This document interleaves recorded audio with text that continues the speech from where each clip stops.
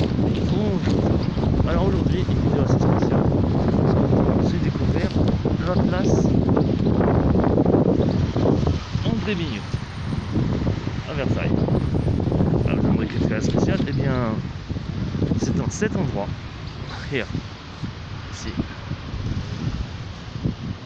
qu'a été exécuté, a eu lieu la dernière exécution publique en France. Et le dernier s'appelait Eugène Vennemann. Voilà, on va allonger. Vous voyez, c'est le corps. On l'a amené ici, il est sorti de prison. J'ai pas filmé la prison parce que bon, c'est un lieu, c'est un document, c'est un truc administratif, donc ça n'est pas très intéressant. Par contre, la rue, on peut. Voilà, c'est là. On l'a amené ici, directement ici, pour être ici. Alors, que dire de ce Eugène Vennemann? Alors qu'il avait déjà un sacré passif. Et déjà, il était allemand, il avait déjà fait des larcins, beaucoup de larcins en Allemagne. Il était âgé de 31 ans, on l'appelait même le tueur au regard de velours. Voilà. Ici.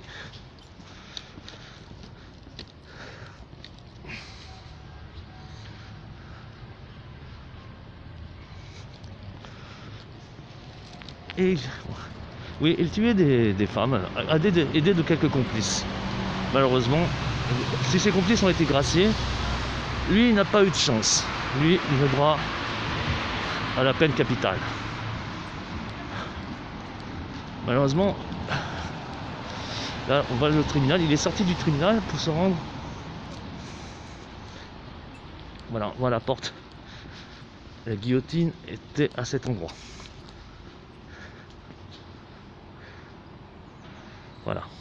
Et les gens, les journalistes, ici.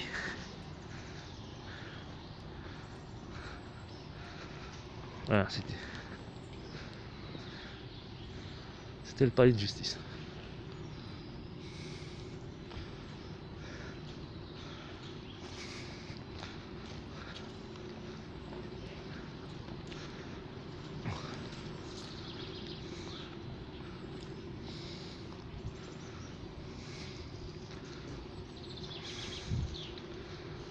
Tout le long ici, le journaliste se tenait ici. La guillotine était là. On mettait des grillages pour empêcher les gens d'approcher, mais là le truc, c'est qu'il s'est passé un truc. L'exécution a eu lieu vers à peu près 4h, 5h du matin. Et beaucoup se rendaient à ça. Et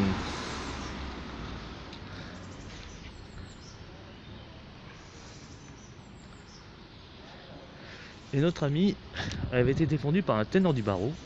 Eugène Vennemann était défendu par maître Jorav Yafrini. Voilà, ici. Here, ici. Et les gens sont là.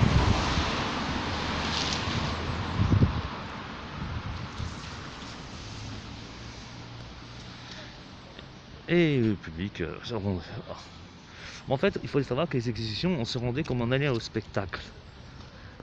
Et de là, pour eux, c'était normal de voir un homme mourir. C'est la mentalité de l'époque. Mais ce jour-là, il y a eu se passer quelque chose de grave.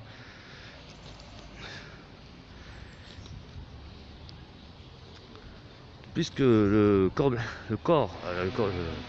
corbillard qui devait amener le corps, une fois qu'exécuté, a eu du retard.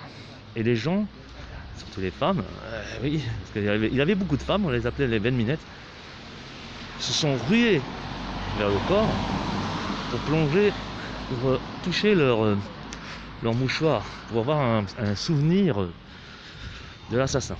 Oui. Elles plongeaient leur mouchoir pour avoir du sang.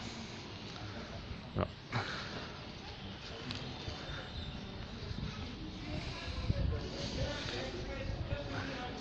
Il ne reste plus grand chose, on ne voit pas dans la place où a été placée la guillotine, mais c'était ici en tout cas. Voilà. Et oui, notre ami c'était Elles se sont laissées. Et devant le scandale que ça avait fait à l'époque, parce que c'est quand même hallucinant, voilà. Le président du conseil, M. Daladier, avait décidé que désormais les exécutions ne seraient plus publiques. Non, ce serait terminé. Ça aurait lieu dans l'enceinte de la prison. Voilà.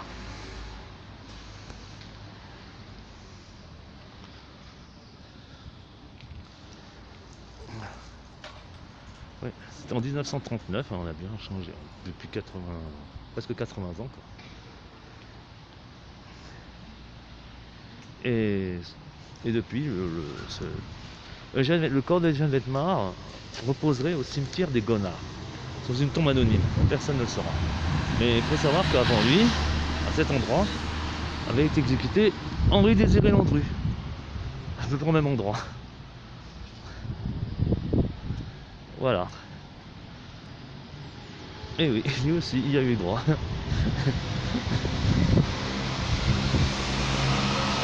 Chose amusante, parmi les célébrités de l'époque, parce qu'il y avait beaucoup de monde qui venait assister à des exécutions, il y avait un certain Christopher Lee, jeune ado, il avait 17 ans et a assisté à l'exécution de Eugène Vetmar.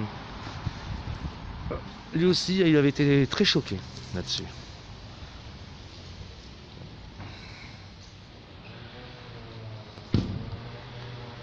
Voilà, c'est ici.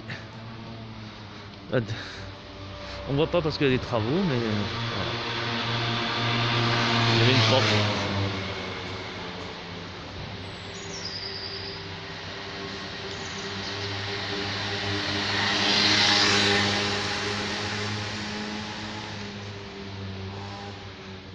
Ah oui, on passait devant sans savoir.